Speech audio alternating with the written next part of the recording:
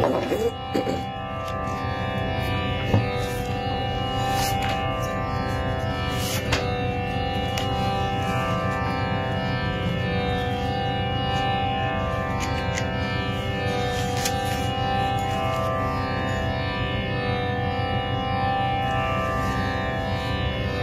Evening. অনেকদিন পর আমাদের আবার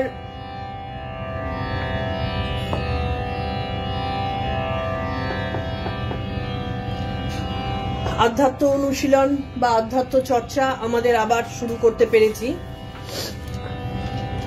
আমাদের ফ্রাইডে কথামৃতের চর্চা হয়, কথামৃত পাঠ, কথামৃত চর্চা। আজকে আমরা সেই দিয়েই আবার শুরু করছি। কথামৃত শুরু করার প্রথমে আমরা শ্রীমদ্ ভাগবতের গোপী গীতার থেকে যে শ্লোকটা উচ্চারণ করা হয় সেইটা কিন্তু আমরা বলে কথামৃত শুরু করছি। তব কথামৃতং তপ্ত জীবনম কবিরীরিতং কলমশাপহম শ্রবণ মঙ্গলম শ্রীমদাততং ভুবি গৃণন্তি ইয়ে ভূরিদা জনাঃ। আমাদের এর আগে লাস্ট হয়েছিল ডিসেম্বর মাসের 14 তারিখে। 14 তারিখের পরে আমাদের শুক্রবার দিন যেরকম কথামৃত শুরু হয়, শুক্রবার এবং শনিবার এবং রবিবার, সেই শনিবারের কথামৃত প্রসঙ্গে আমরা স্টার্ট করছি।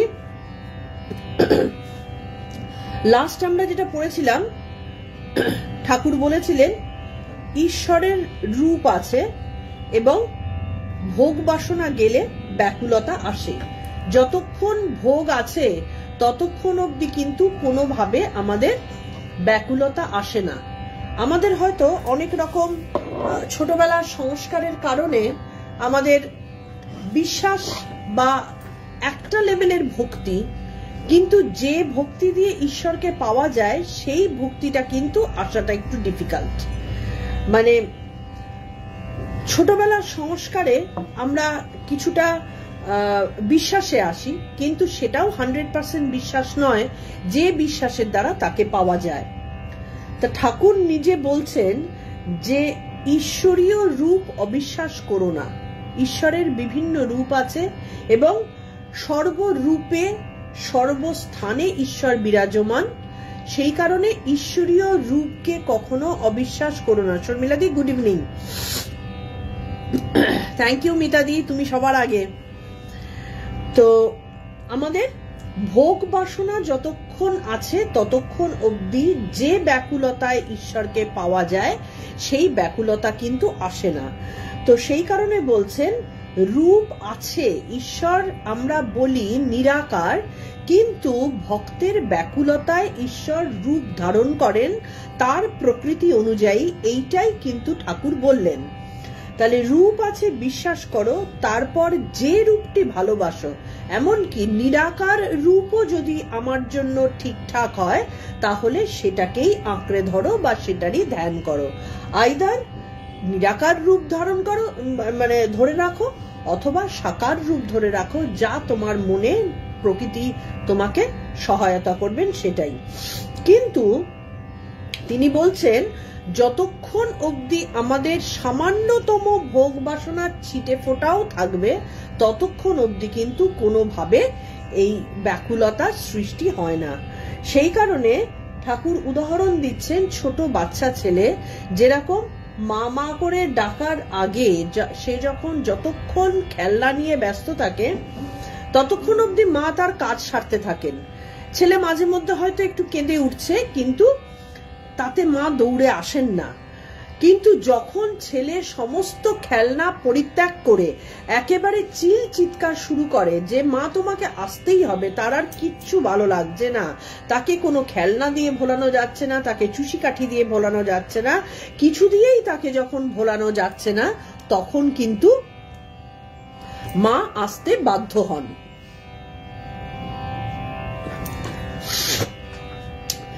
সেই জন্য ঠাকুর বলছেন সংসারে ভোগ হয়ে গেলে তবেই ঈশ্বরের জন্য প্রাণ ব্যাকুল হয়। তিনটে জিনিস বারবার বলেছেন, আমাদের গীতাতেও পড়েছি। তিনটে জিনিস হচ্ছে আমাদের সব থেকে ইম্পর্টেন্ট বা দুর্লভ। তার মধ্যে একটা হচ্ছে মানব জন্ম। মানব জীবন দুর্লভ, সহজে মানব জীবন পাওয়া যায় না। বহু জন্ম সাধনা করে, বহু জন্ম ভোগের পরে তবে দুর্লভ মানব জীবন পাওয়া যায়। তারপরে আসে মুমুক্ষুতা। মানব জীবন আসলেই হয় না, মানব জীবন এসেও সে তার মর্ম বুঝতে পারে না, এবং অধিকাংশ ক্ষেত্রেই মানুষ কিন্তু তার মানে ভোগ বাসনায় প্রতি মুহূর্ত কাটিয়ে সারা জীবনটা কোন দিক দিয়ে চলে গেল সেটা টের পায় না। কিন্তু একেবারে মৃত্যুর সময়, যখন মৃত্যুর দোরগোড়ায় এসে যখন ওই কয়েক মিনিটে সারা জীবনের কর্মগুলো মাথার মধ্যে আসতে থাকে, এটা তোমরা বোধহয় সবাই জানো যে একেবারে মৃত্যুর সীমায় এসে কয়েক মিনিটের জন্য আমাদের কিন্তু সারা জীবনের আমরা যা যা হয়েছে সেটা মেমোরিতে একবার প্রথম থেকে শেষ অবধি ঘুরে যায়। তো সেই কারণে সেই সময় তখন হাকুপাকু লাগলেও কিছু করার থাকে না। তো মুমুক্ষুতা আরেকটা দুর্লভ জিনিস, যেটা সহজে মানুষের মধ্যে আসে না। যদি আসে সেটা তার পূর্ব কর্মের অর্জিত ধন। আরেকটা হচ্ছে সাধু সঙ্গ, সত্যিকারের সাধু যিনি আমাকে হাত ধরে ঈশ্বরের সাথে সম্পর্ক স্থাপন করে দিতে পারেন, সেই সঙ্গ। এই তিনটে জিনিস কিন্তু দুর্লভ। তো সেই জন্য তিনি বলছেন যে সংসারে যতক্ষণ ভোগ থাকে মনুষ্য জন্ম হলেও ব্যাকুলতা আসে না। কি করে তাকে পাবো, কেবল এই চিন্তা হয় তখনই যখন সংসার থেকে আমরা সম্পূর্ণ ভোগ মুক্ত হতে পারি।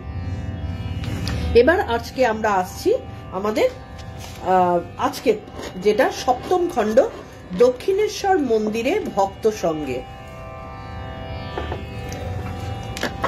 ঠাকুর শ্রীরামকৃষ্ণ, এটা প্রথম পরিচ্ছেদ, বেদান্ত সম্বন্ধে কথা। ঠাকুর বেদান্ত নিয়ে কিছু কথা বলছেন। ঠাকুর শ্রীরামকৃষ্ণ আজ দক্ষিণেশ্বর মন্দিরে ভক্ত সঙ্গে। শ্রাবণ কৃষ্ণা প্রতিপদ 19 অগস্ট 1883 খ্রিস্টাব্দ। আজ রবিবার। এইমাত্র ভোগারতির সময় সানাই বাজিতেছিল। ঠাকুর ঘর বন্ধ হইল। ঠাকুর শ্রীরামকৃষ্ণ প্রসাদ প্রাপ্তির পর কিঞ্চিত বিশ্রাম করিতেছেন। এখনো মধ্যাহ্নকাল। তিনি তাহার ঘরে ছোট তক্তপোষের উপর বসিয়া আছেন। এমন সময় মাস্টার আসিয়া প্রণাম করিলেন। কিয়ৎক্ষণ পরে তাহার সঙ্গে বেদান্ত সম্পর্কে কথা হইতে লাগিল। মাস্টার মশাই সবসময় কিন্তু আমাদের একটা প্রথমে সিচুয়েশনটাকে মনে করিয়ে দেন, যে কারণে এই কথামৃতকে যদি আমরা ঠিক মতো শুনি তাহলে আমাদের ধ্যান করতে প্রচুর সুবিধে হয়। এই যে সময়ের তিনি একটা বর্ণনা দিয়েছেন, সেই সময় ঘরটার একটা বর্ণনা দিয়েছেন, ঠাকুর বসে আছেন, আমাদের চোখের সামনে এই যে জিনিসগুলো একদম জলজলে হয়ে আসে, এটা কিন্তু মাস্টারমশাই এই কারণেই বোধহয় কথামৃতকার কথামৃত রচনা করেছিলেন, বা ঠাকুরও মাস্টারমশাইকে সেই দায়িত্বটাই অর্পণ করেছিলেন, যাতে করে আমরা ভবিষ্যতের জন্য আমাদের কাছে ঠাকুর জ্যান্ত ভাবে উপস্থিত হতে পারেন ধ্যানের মাধ্যমে। তো ধ্যান আমরা করব কি দিয়ে? ধ্যান আমাদের করবার জন্য আমাদের কথামৃতকার মাস্টারমশাই তিনি আমাদের এই উপায়টা বলে দিয়েছেন। আমরা সিচুয়েশনকে বুঝতে পারবো, ঠাকুরকে আরো স্পষ্ট ভাবে আমাদের চোখের সামনে আমরা বসাতে পারবো। বেদান্তবাদী দিগের মত কৃষ্ণ কিশোরের কথা। শ্রীরামকৃষ্ণ মাস্টারের প্রতি, দেখো, অষ্টাবক্র সংহিতায় আত্মজ্ঞানের কথা আছে।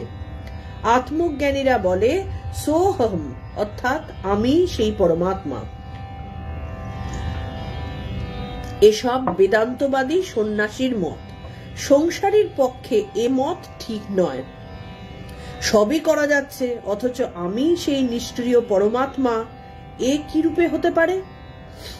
বেদান্তবাদীরা বলে আত্মা নির্লিপ্ত, সুখ দুঃখ পাপ পুণ্য এসব আত্মার কোনো অপকার করতে পারে না, তবে দেহাভিমানী লোকেদের কষ্ট দিতে পারে। দেখো এইটা আমরা কিন্তু গীতাতে পড়েছি, গীতাতে আমাদের এই নিয়ে আলোচনা হয়েছে যে আমরা অনেক সময় কিন্তু অহম ব্রহ্মাস্মি বা সো অহম এই কথাগুলো আমরা উচ্চারণ করে থাকি।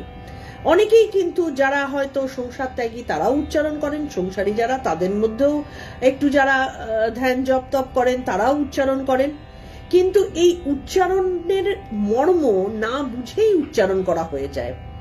সো অহম বা অহম ব্রহ্মাস্মি কথাটা আমাদের পক্ষে বলা বা সংসারীদের পক্ষে ধারণা করা, এমনকি যারা সন্ন্যাসী ত্যাগী তারা অতি উচ্চ জায়গায় না পৌঁছিয়ে এই ধারণাটা করা কিন্তু ভীষণ ডিফিকাল্ট বা অলমোস্ট অসম্ভব। তার কারণ হচ্ছে আমি দেখতে পাচ্ছি আমি খাচ্ছি, আমি দেখতে পাচ্ছি আমি শুচ্ছি, আমি 5 জন লোকের সাথে কথাবার্তা বলছি, সংসারীরা যারা মানে আমাদের সংসার ধর্ম পালন হচ্ছে সেখানটাতে আমি আত্মা এবং আত্মা নিষ্ক্রিয়। তাহলে এই যে কাজগুলো হচ্ছে এইগুলো কি ভুল? এই কাজগুলো হচ্ছে কিভাবে? তাহলে আমি বলতে পারি না, কারণ আমার সাথে এই কাজের সাথে দেহ রিলেটেড। আমি যখন ভাত খাবো কি আমি যখন রমণ করবে কোনো মানুষ যখন সন্তান উৎপাদনের কারণে রমণে নির্লিপ্ত হবে, তখন কারোর পক্ষে এটা বলা সম্ভবই নয় যে আমি দেহ নই বা আমি দেহের বাইরে, আমি তো করছি না, আমার দেহ করছে, আমি আলাদা। এইটা কিন্তু আমাদের পক্ষে যতক্ষণ না সম্পূর্ণভাবে বেদান্ত মতে প্রতিষ্ঠিত জীবন এবং মন সমস্ত কিছু অর্পিত হয়ে যাচ্ছে, এটা সম্ভব কিছুতেই নয়। তার কারণ হচ্ছে বেদান্তবাদীদের কাছে এই দেহটা একটা খোলস ছাড়া আর কিচ্ছু না। তারা জেনে গেছেন যে এই দেহটা একটা পঞ্চভূতে তৈরি কিছু জড় পদার্থের মতন একটা জিনিস মাত্র, তার সাথে আমার আমির কোনো সম্পর্ক নেই। ঠাকুর যে কারণে মাঝে মধ্যেই বলতেন, এটা তোমরা বোধহয় জানো অনেকে, যে এর মধ্যে যে বাস করছে, এই এটাকে তিনি নারকলের মালার মতন করে তুলনা করেছেন। এই নারকলের ঝুনো নারকলের মালার মধ্যে কি হয়, মালাটা আলাদা, নারকলের শাঁসটা আলাদা হয়ে যায়। সেইটা ঠাকুর বলতে পারেন, বা সেই রকম বেদান্তবাদী যারা তোতাপুরীর মতন যারা ঠাকুরকে সন্ন্যাস দিয়েছিলেন তারা বলতে পারেন, কিন্তু গৃহীরা তো বলতে পারেই না। এবং তবে হ্যাঁ, গৃহীদের মধ্যেও কি নেই? নিশ্চয়ই আছে। জনক রাজা তো ছিলেন, জনক রাজা তো উদাহরণ, এরম জনক রাজার মতন আরো আছেন, কিন্তু জনক রাজা সবাই হতে পারে না বা সম্ভব নয়, তিনি একটাই হয়েছিলেন আর কি, একজনই হয়েছিলেন।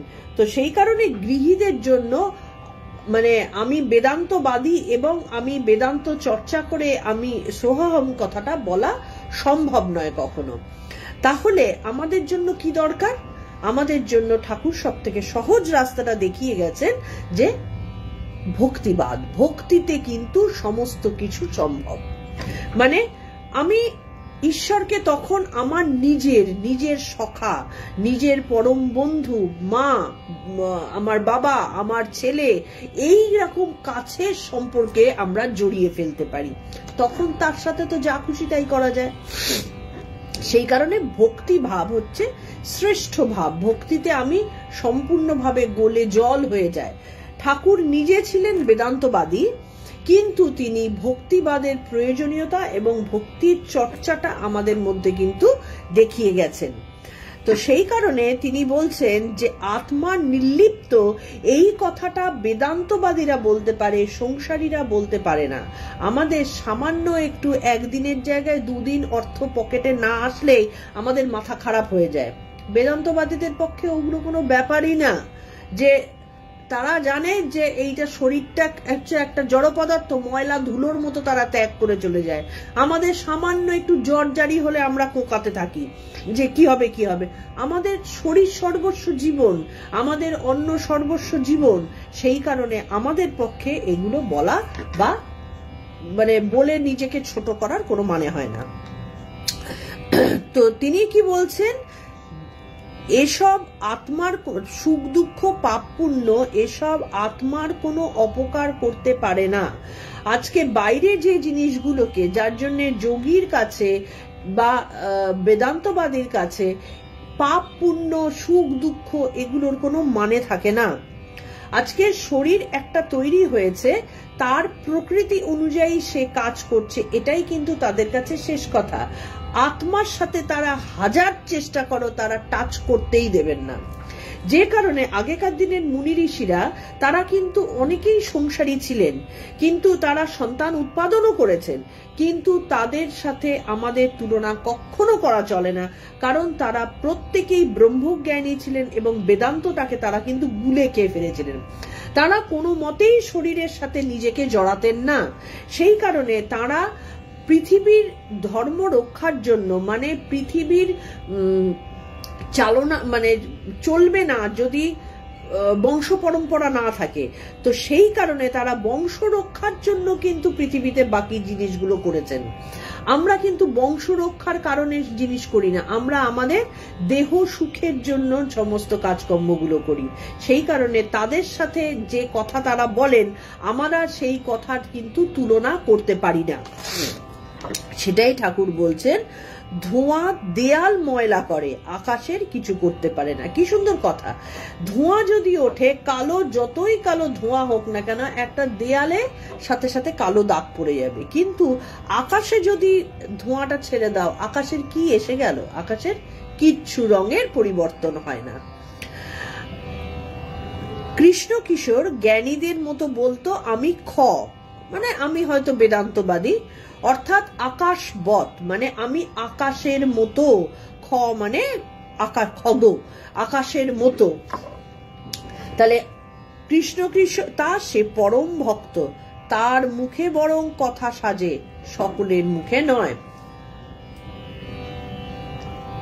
যিনি পরম ভক্ত, তিনি কিন্তু তার মন এতটাই বড় এবং তার জীবন ভক্তিতে জলবত তরলম হয়ে যায়। তার ভক্তিতে তার বিবেক, তার চৈতন্য, তার দেহবোধ সম্পূর্ণরূপে উড়ে গিয়ে তিনি সর্বদা চৈতন্যে অবস্থান করেন।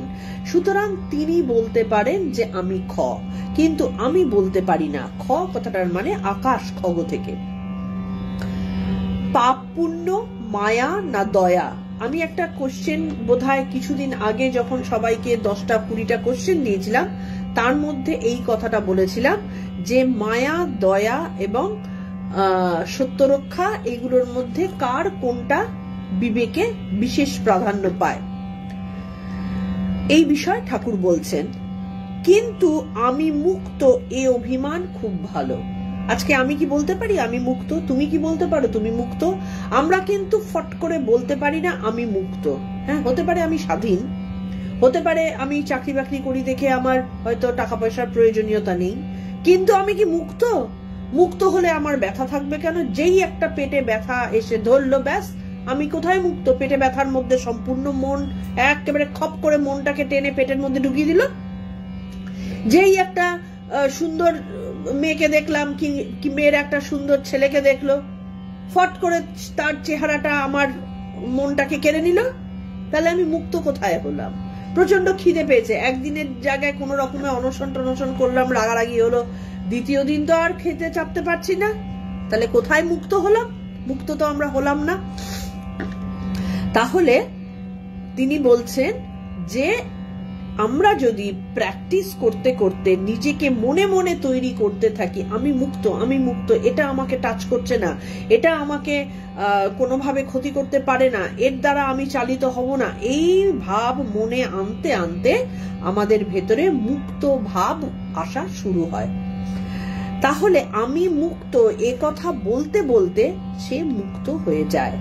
এটা দেখবে খেয়াল করে নিজেদের মধ্যে হয়, যদি আমরা একটা জিনিস কন্টিনিউয়াস নিজের মনের ভেতরে রিপিট করতে থাকি, এটাই সত্যি, এটাই সত্যি, এটাই সত্যি, যেমন দশচক্রে ভগবান ভূত হয়ে যায়, তেমনি আমাদের মনের মধ্যেও কিন্তু একই রকম ভাবে সেইটা দৃঢ়ভাবে দানা বাঁধতে থাকে। আমি সাহসী, আমি সাহসী, আমি সাহসী, এটা ভেতর থেকে যদি আনতে থাকো, দেখবে ঠিক আমাদের ভেতরকার সমস্ত ভয় চলে যাবে। আমি বীর, আমি বীর, এইটা মনের মধ্যে চালনা করতে করতে আমাদের ভেতরে বীরত্বের ভাব জাগরিত হয়।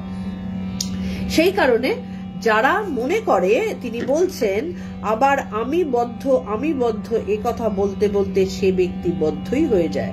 সেই জন্য আমাদের মধ্যে বহু সংসারী মানুষকে দেখি, আমরা তো সংসারী মানুষ, আমাদের পক্ষে কি আর এর থেকে বেশি সম্ভব, আমি তো সংসারী মানুষ, আমার তো কত কর্তব্য রয়েছে, এদিক ওদিক যাওয়া রয়েছে, এত আত্মীয় স্বজন বন্ধু বান্ধব রয়েছে, তাদের দেখভাল করা রয়েছে, আমার পক্ষে কি আর সম্ভব। এইটা কালচার যত করতে থাকবে তত বদ্ধই হতে থাকবে এবং জীবন তোমার কাছে বদ্ধতাই নিয়ে আসবে।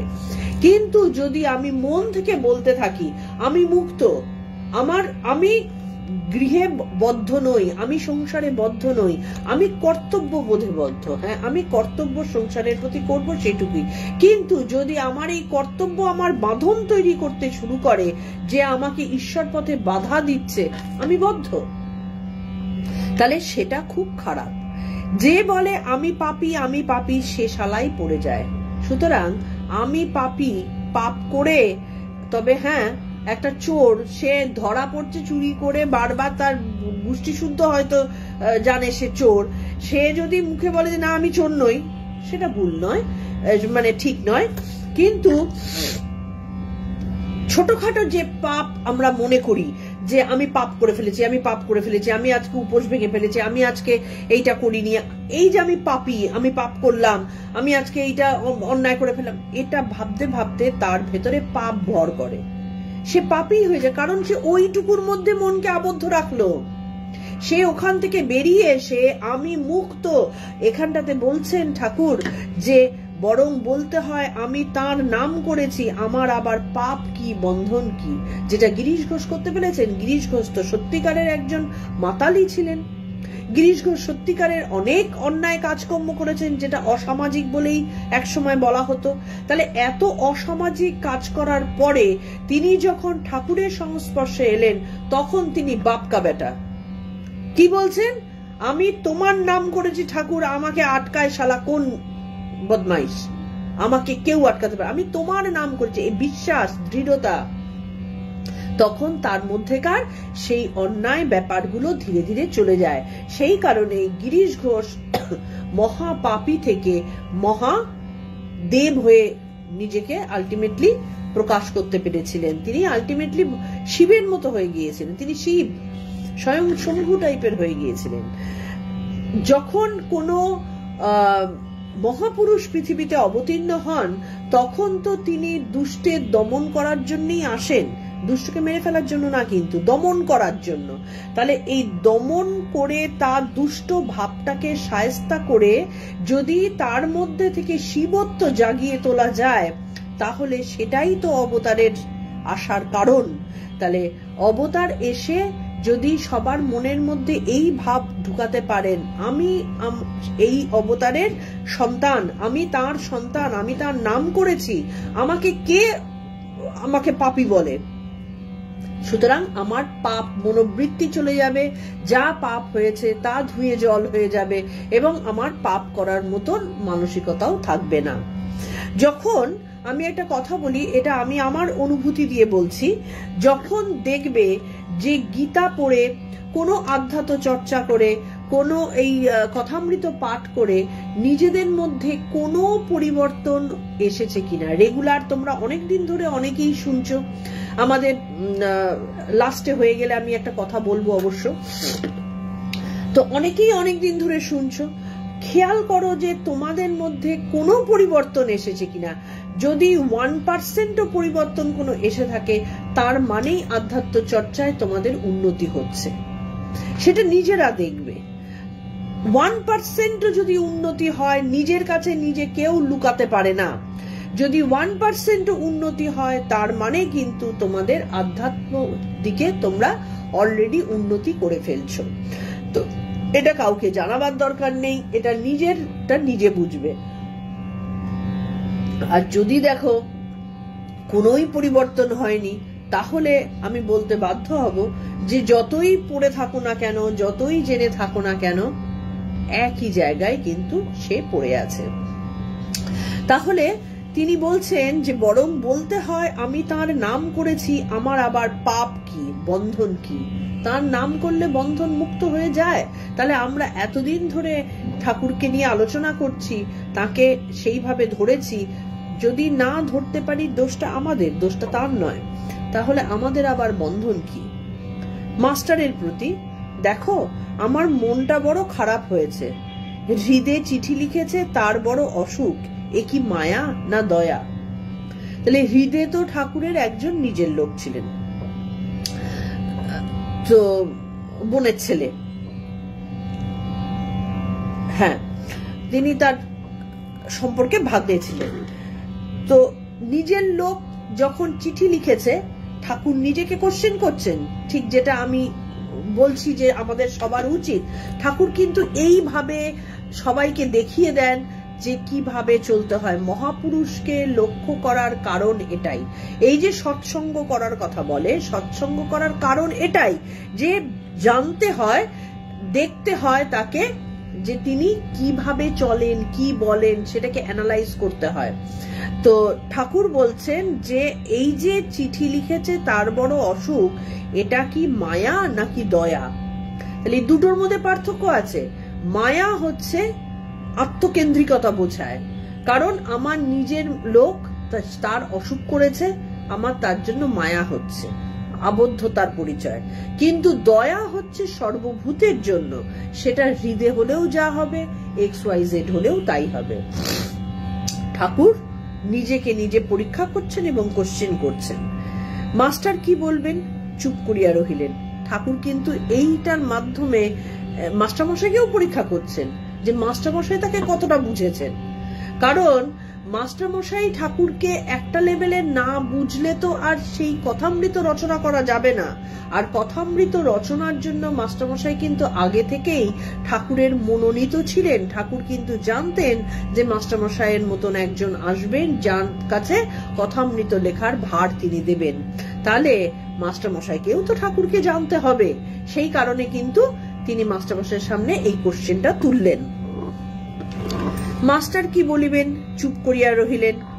এবার দেখো, ঠাকুর যে নিজেই জানতেন, মানে তিনি যে এই কোশ্চেনটার উত্তর দেবার কারণে তিনি কোশ্চেন করেননি, এইটাই তার প্রমাণ। শ্রীরামকৃষ্ণ বলছেন, মায়া কাকে বলে জানো? বাপ মা, ভাই ভগ্নী, স্ত্রী পুত্র, ভাগিনা ভাগিনী, ভাইপো ভাইজি, এইসব আত্মীয়ের প্রতি ভালোবাসা। যখন আমার নিজের লোকের প্রতি আমার ভালোবাসার তীব্র হবে, তখন সেটাকে বলা হয় মায়া। আর দয়া মানে সর্বভূতে ভালোবাসা, আমাকে যেমন ভালোবাসছে তেমনি অন্যদেরও ভালোবাসবে। আমার এটা কি হলো, মায়া না দয়া? আবার জিজ্ঞেস করছেন। হৃদে কিন্তু আমার অনেক করেছিল, অনেক সেবা করেছিল, হাতে করে গু পরিষ্কার করত, তেমনি শেষে শাস্তিও দিয়েছিল। এটা কিন্তু সত্যি কথা। ঠাকুরকে মাকে দুজনকেই হৃদয় কিন্তু খুব কষ্টও দিয়েছিল। এত শাস্তি দিত যে পোস্তার উপর গিয়ে গঙ্গায় ঝাঁপ দিয়ে দেহত্যাগ করতে গিয়েছিলাম।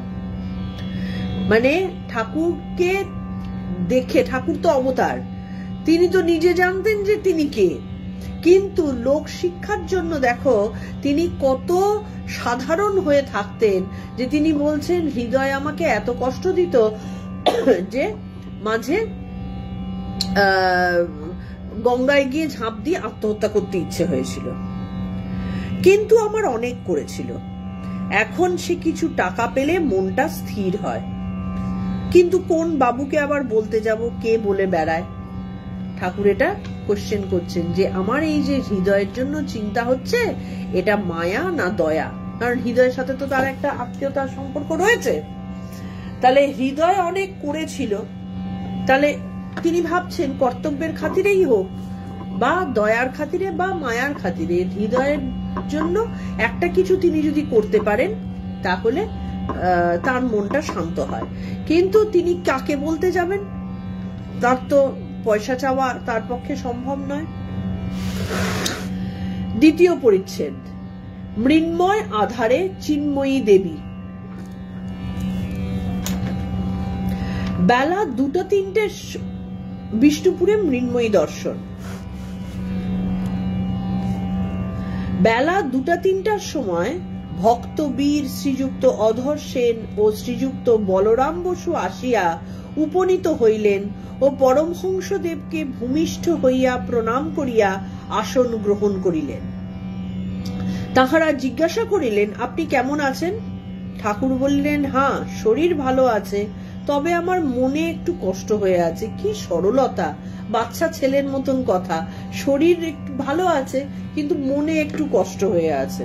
আমাদের মনে কষ্ট থাকলে আমরা গুম হয়ে বসে থাকবো। আমরা কি বলতে যাবো, হ্যাঁ আমার মনে একটু কষ্ট হয়েছে? বলবো না। এই হচ্ছে সরলতা।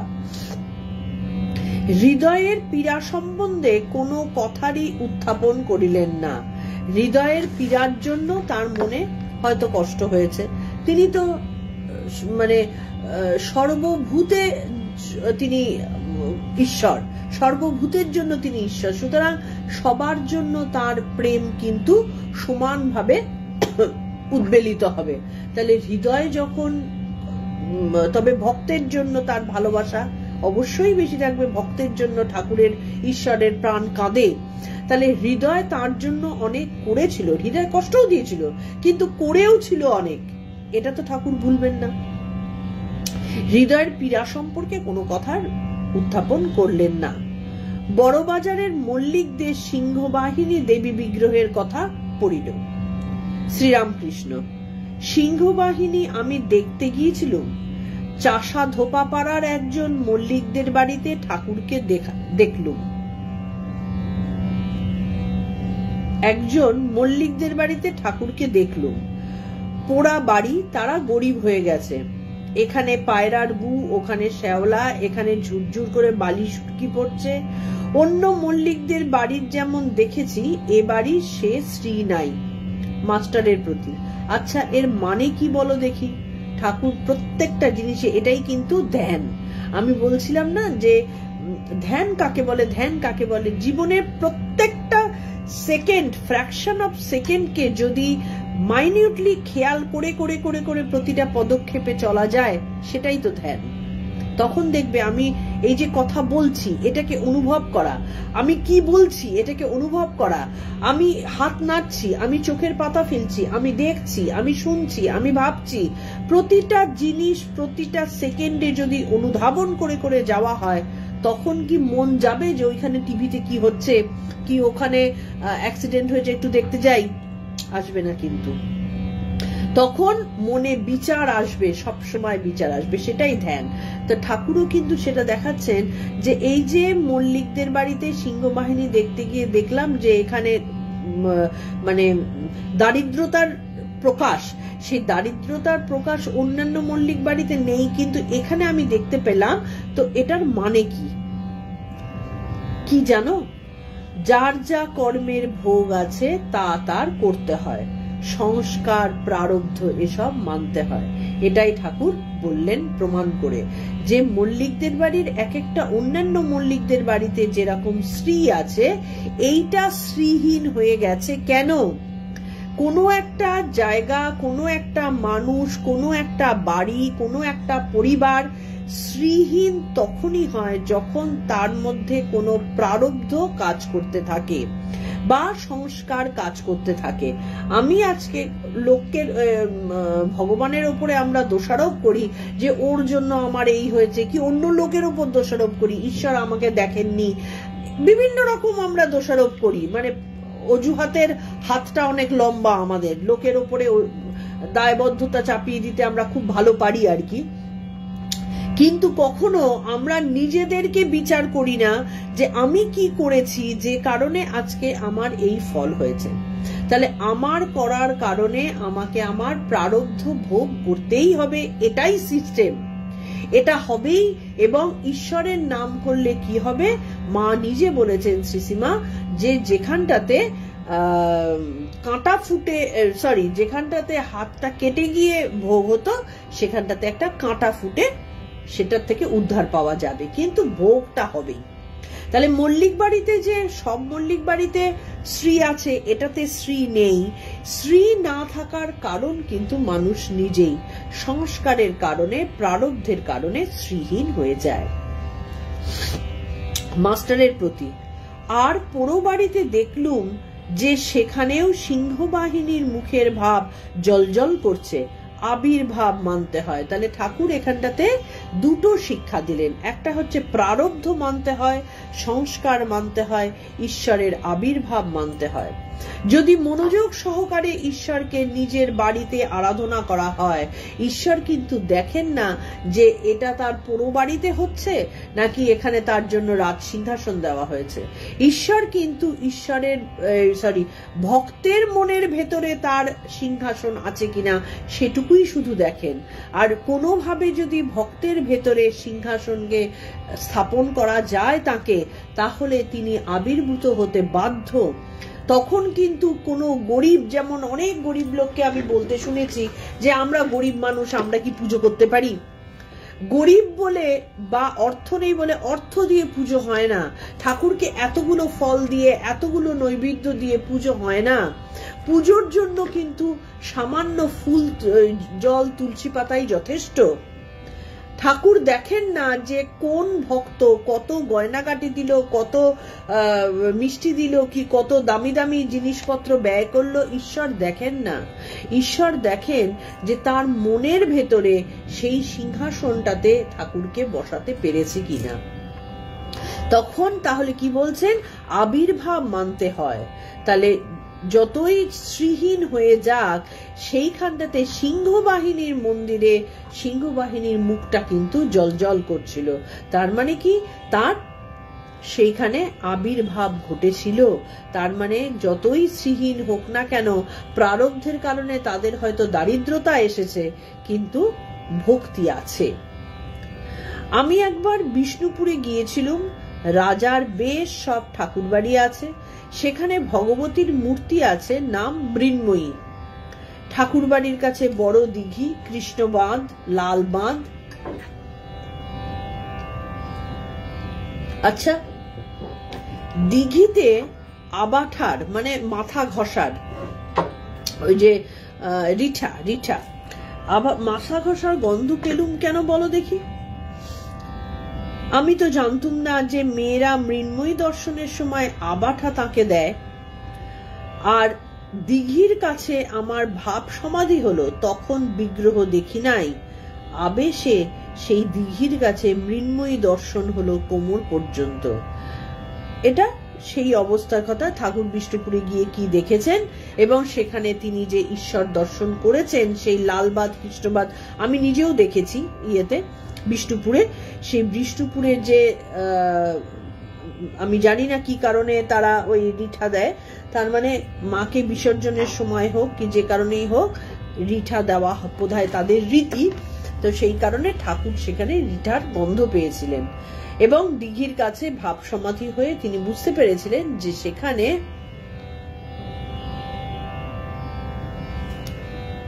থ্যাংক ইউ বানিদি, তোমার আসার জন্য অনেক ধন্যবাদ। হাতে থেকো। ভক্তের সুখ দুঃখ ভাগবত ও মহাভারতের কথা। এতক্ষণে আর সব ভক্ত আসিয়া জুটিতেছেন। এই গল্প করতে করতে ধীরে ধীরে সব ভক্তরা আসছে। কাবুলের রাজবিপ্লব ও যুদ্ধের কথা উঠিল। একজন বলিলেন যে ইয়াকুব খাঁ সিংহাসনচ্যুত হইয়াছেন।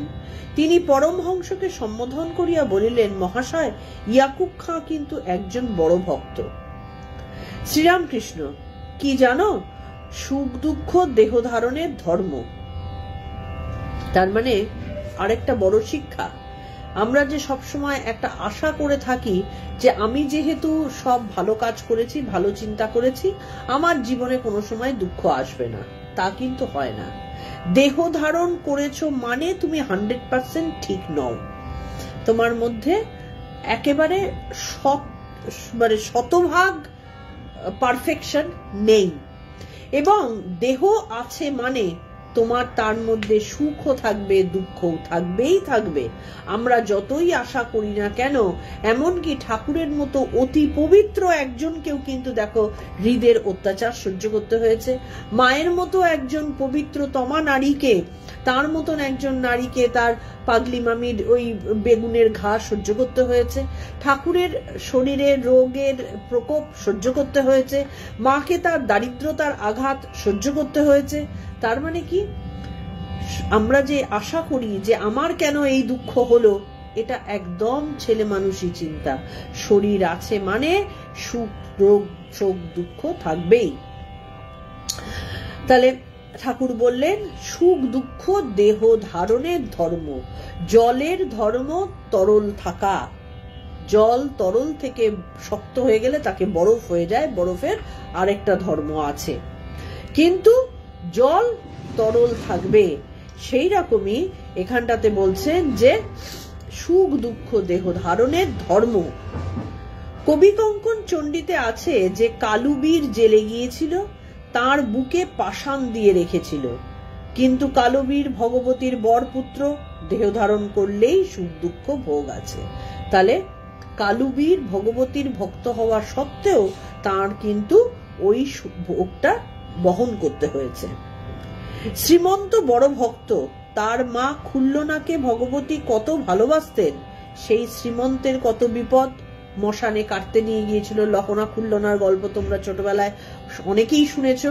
আমাদের ওই মঙ্গল কাব্যের মধ্যে এগুলো থাকতো। ওই খুল্লনার বরপুত্র হয়েছিলেন শ্রীমন্ত, তাকেও দুঃখ ভোগ করতে হয়েছে। কারণ শরীর এসেছে পৃথিবীতে, তাকে দুঃখ ভোগ করতেই হবে এবং এইটা মেনে নিয়েই জীবনে চলতে হয়। যত তাড়াতাড়ি মেনে নেওয়া যায় ততই কিন্তু মঙ্গল, কারণ তত দুঃখের প্রকোপ কম হবে। আমি যদি জানি যে এইটা করলে আমার ব্যথা লাগতে পারে, জেনে বুঝে কষাস হয়ে গেলে কিন্তু ব্যথাটার অত কষ্টদায়ক হয় না। তেমনি দেহ হয়ে আমরা সবাই আছি, দুঃখ আমাদের থাকবেই, এটাই সিস্টেম। কিন্তু যত ঈশ্বরের নাম করা যায় তত দুঃখটা পদ্মপাতায় জলের মতো চলে যায়। একজন কাঠুরে পরম ভক্ত ভগবতীর দর্শন পেলে তিনি কত ভালোবাসলেন, কত কৃপা করলেন, কিন্তু কাঠুরের কাজ আর ঘুচল না। সেই কাঠ কেটে আবার খেতে হবে। কারাগারে চতুর্ভুজ শঙ্খচক্র গদা পদ্মধারী ভগবান দেবকীর দর্শন হলো, কিন্তু কারাগার ঘুচল না। দেখো ঠাকুর এই উপদেশগুলো দিচ্ছেন কেন? আমরা এই যে মানুষ পৃথিবীতে জন্মগ্রহণ করে দুঃখে পাগল হয়ে যাই, শোকে পাথর হয়ে যাই, ছটফট করি, জ্বলা যন্ত্রণায় শরীর জ্বলে যায়, ঠাকুর সেই কারণে বলছেন তৈরি হয়ে নামো, তাতে কষ্ট কম হবে। সবার কষ্ট হয়েছে। ভগবতীর সন্তান কাঠুরে, পরম ভক্ত, ভগবতীর দেখা পাচ্ছে, কিন্তু তার তো কাঠ কেটে খেতেই হচ্ছে। তার তো কাঠ কেটে না খেয়ে সে হঠাৎ করে বিশাল বড় রাজা তো হয়ে যায়নি। আবার দেবকীর গর্ভে স্বয়ং নারায়ণ জন্মালেন শঙ্খচক্র গদা পদ্মধারী, তাতে তো দেবকীর ঘোচেনি, কারাগার তো ঘোচেনি। পরে এসে না হয় ভগবান তাকে উদ্ধার করেছিলেন, কিন্তু কারাগার তো ঘোচেনি। মাস্টার, শুধু কারাগার ঘোচা কেন, দেহই তো যত জঞ্জালের গোড়া, দেহটা ঘুচে যাওয়াই উচিত ছিল। আর মাস্টার নিজেও দুঃখ পেয়েছেন, সেই কারণে তিনি বলছেন এই দেহর জন্যই তো যত কষ্ট, সেটা না থাকলেই তো ভালো। ঠাকুর কি বলছেন? শ্রীরামকৃষ্ণ কি জানো? প্রারব্ধ কর্মের ভোগ, এটা মানতেই হবে। যে কদিন ভোগ আছে দেহ ধারণ করতে হয়। তাহলে এই প্রারব্ধ কর্ম সম্পর্কে আমরা কিন্তু এর আগে বলেছিলাম যে প্রারব্ধ কর্ম কোনটাকে বলে, যে কর্ম আমাদের ফল ভোগ এখন করতেই হবে। তাহলে সেই প্রারব্ধ কর্মগুলো যতদিন আমার পূর্ণ ব্যালেন্স শিট ইকুয়াল না হয়ে যাচ্ছে, একেবারে যা করেছি তার ফলাফল যতক্ষণ না হচ্ছে, আমাদের দেহ কিন্তু যাবে না।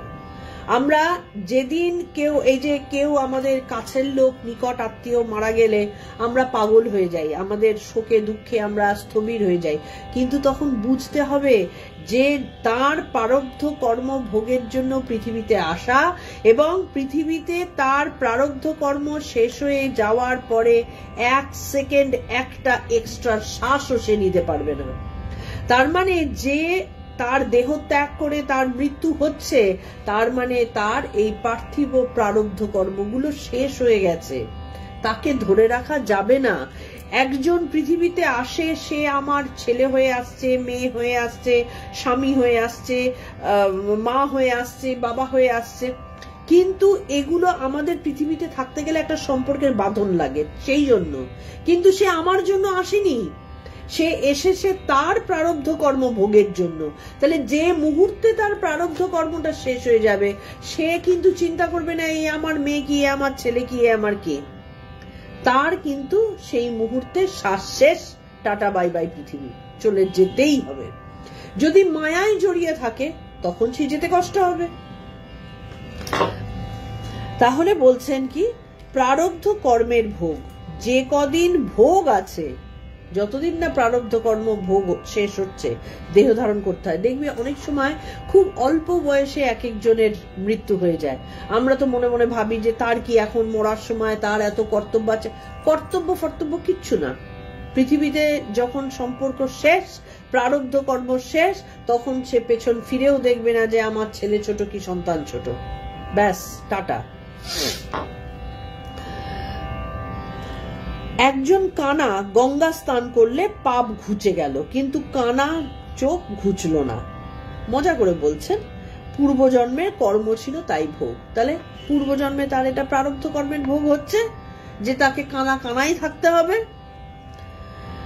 মণি, যে বানটা ছোড়া গেল তার উপর কোনো আয়ত্ত থাকে না। মণি বলছেন যে এইটা হচ্ছে আমাদের একটা বিশেষ শিক্ষণীয় জিনিস।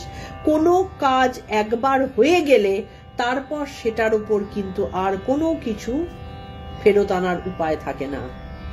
আমি গল্পটা সবাইকে বলেছিলাম, একটি বাচ্চা ছেলে প্রচন্ড রাগী, ভীষণ রাগী, কথায় কথায় লোকের ওপর অত্যাচার করে, অশ্রাব্য কথা বলে, জিনিস ভাঙে, তাকে সামলানো যায় না। একদিন তার বাবা বললেন যে তুমি যতবার রাগবে ততবার তুমি সামনের কাঠটাতে গিয়ে একটা করে পেরেক পুঁতে আসবে।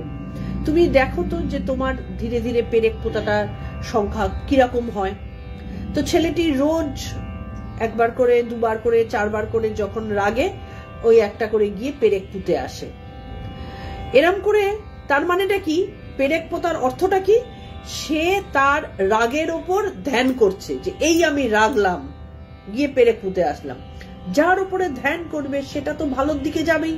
সুতরাং তার যথারীতি দিনে প্রথমে 6 বার, তারপরে 4 বার, 2 বার, 3 বার, এরম করতে করতে যখন একেবারে কমে এসেছে, তখন সে তার বাবাকে বলল যে বাবা, আগে আমাকে দিনে 10টা, দিনে 6টা এরকম করে পেরেক পুঁততে হতো, এখন দেখো কতদিন হয়ে গেছে আমার আর রাগ হচ্ছে না। তো তখন বাবা বললেন যে তাহলে এবার থেকে যখন তুমি রাগ কন্ট্রোল করবে, একটা একটা করে পেরেক তুলবে, যেই কন্ট্রোল করে ফেলবে একটা করে পেরেক তুলবে। তুমি দেখো তুমি কতগুলো পেরেক দিনে তুলতে পারছো। ছেলেটি তাই শুরু করলো, দেখছে রাগ হচ্ছে কিন্তু কন্ট্রোল করে ফেলতে পারছে, সেই আগের মতো অশ্রাব্য চিৎকার চেঁচামেচি অসভ্যতা করছে না।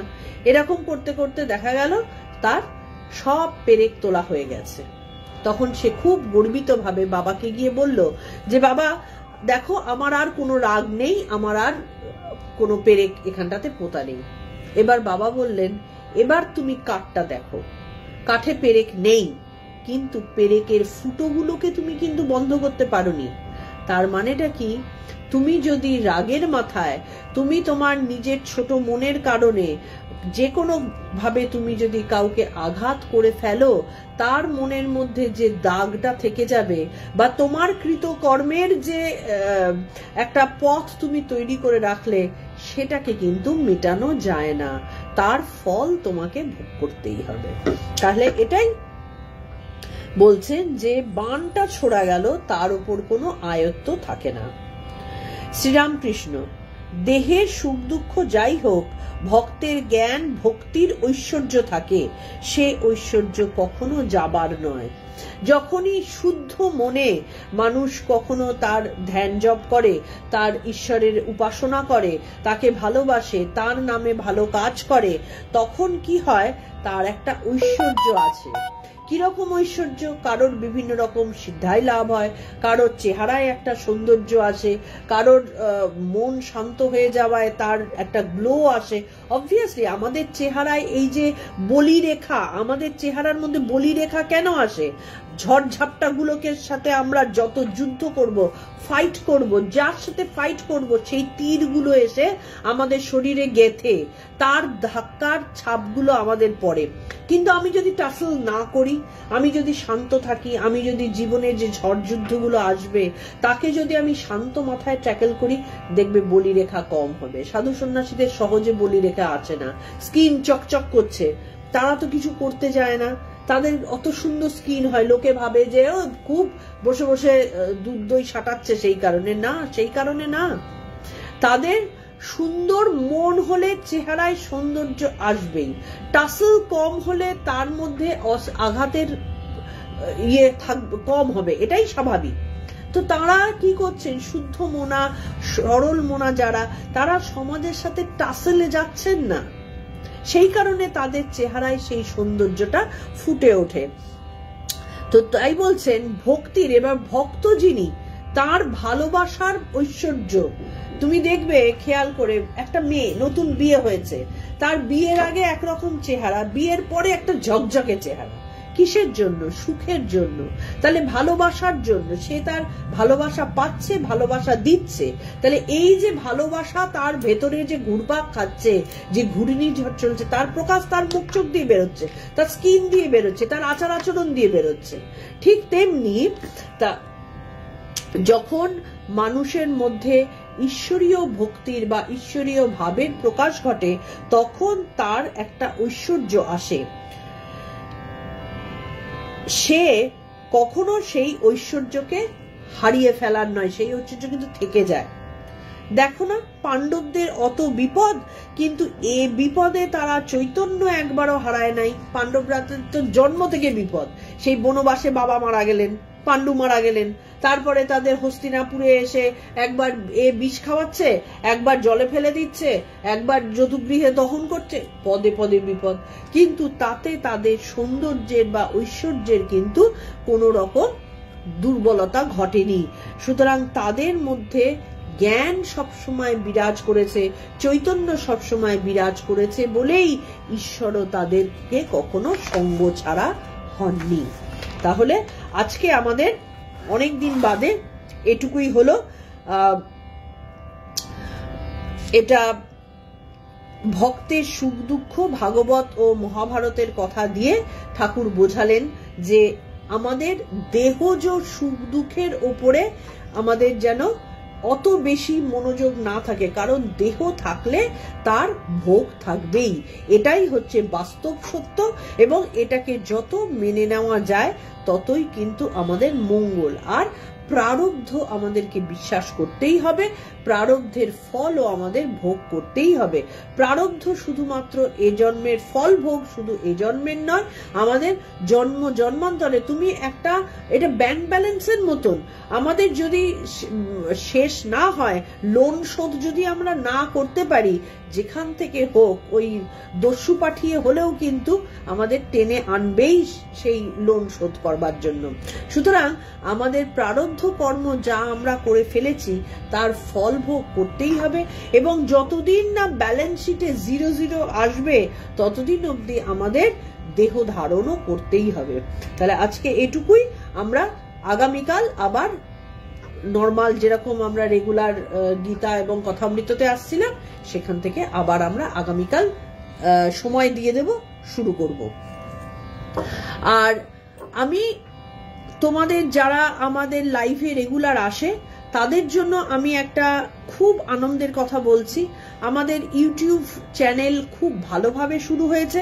যারা প্রথম থেকে দেখতে চাও তারা কিন্তু আমাদের মানে গীতার একদম 1 নম্বর থেকে আমি চ্যানেলের এটা ডেসক্রিপশনটা আমি দিয়ে দেব। প্রচুর সাবস্ক্রাইবার হয়েছে, প্রচুর, অলরেডি প্রায় 800-র কাছাকাছি আমাদের সাবস্ক্রাইবার হয়ে গেছে। তো তোমরাও সাবস্ক্রাইব করে নিও, তোমরা যদি দরকার হয় কাউকে প্রোভাইড করো। আমি আমাদের ফেসবুকের যেখান থেকে আমরা লাইভ করি সেখানে আমি ইউটিউব চ্যানেলের লিঙ্কটা দিয়ে দেবো, তোমরা নিজেরাও সাবস্ক্রাইব করো। কিন্তু আমার ইউটিউবে লাইভ আমি করব না, ইউটিউবে আমাদের পক্ষে মানে আপলোড করলেই সুবিধা হবে। তো আমি প্রতিদিনকার জিনিস আমি ধীরে ধীরে, একবারে তো সব হবে না কারণ অনেক দেরি করে হচ্ছে। আমাদের আপলোড করা শুরু হয়ে গেছে, অনেকগুলো আপলোড হয়েও গেছে, তোমরা ইচ্ছে হলে সেখান থেকে আবার দেখতে পারো।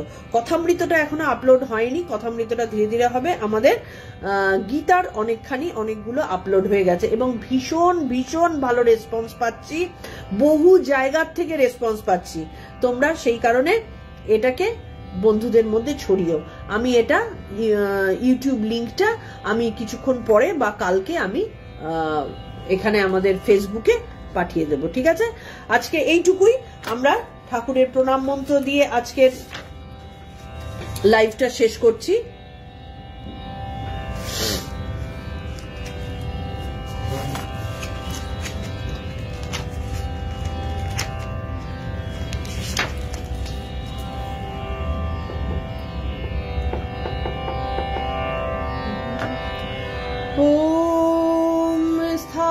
स्थापकाय च धर्मस्य सर्वधर्म स्वरूपिणे अवतार वरिष्ठाय रामकृष्णाय ते नमः।